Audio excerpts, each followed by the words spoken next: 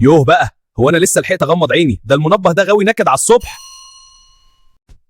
يا بابا وسعلي والنبي، الباص زمانه على اول الشارع والمستر هيطردني لو رحت متاخر.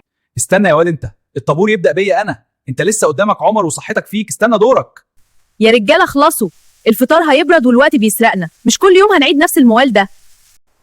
ريحة الطعمية ترد الروح، تسلم ايدك يا ست الكل، مفيش طبق نظيف طيب ناكل فيه؟ ماما والنبي شفتي كراسه الرسم؟ كانت هنا والله العظيم بالليل قبل ما انام. يا حبيبي ما انت اللي بترمي حاجتك في كل حته، دور ورا الكنبه يا اخويا يمكن تلاقيها. يا لهوي، مفتاح العربية غار فين؟ انا لسه كنت ماسكه في ايدي حالا، هيطير يعني. يا عيني عليا، هو احنا لازم نلعب استغماية مع المفتاح كل يوم الصبح قبل ما ننزل؟ يا بابا مفيش حاجه هنا خالص، الباص زمر تحت 3 مرات وهيمشي ويسيبني. يا واد دور كويس ومتعصبنيش، المفتاح ده ما بيطلعلوش رجلين يعني، اكيد حد حركه. انا بجد يا ابي مش لاقيه. دور تاني. المفتاح في التلاجة يا عباقرة، كنت بتعمل ايه بالمفتاح جوه التلاجة يا سابو مياو؟ اهو شفتي، والله كنت شاكك ان الواد ده هو اللي حطهم هناك عشان يغفلني. اهو الباص مشي وسابني، هقول ايه للماستر لما اروح متاخر وانا لسه في اول السنه؟ خلاص بقى ما تعملش مناح، البس جزمتك بسرعه وانا هطير بيك بالعربيه اوصلك في سكتي.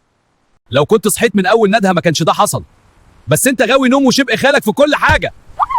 يا بابا ما انت اللي ضيعت نص ساعه بتدور على المفتاح في التلاجة، انا ذنبي ايه بس؟ ذاكر يا فاشل، وبالليل هنشوف موضوع المفتاح اللي في التلاجة ده لما نرجع البيت. ماشي يا بابا، خلي بالك من نفسك وانت راجع ومتحطش الموبايل في الغساله.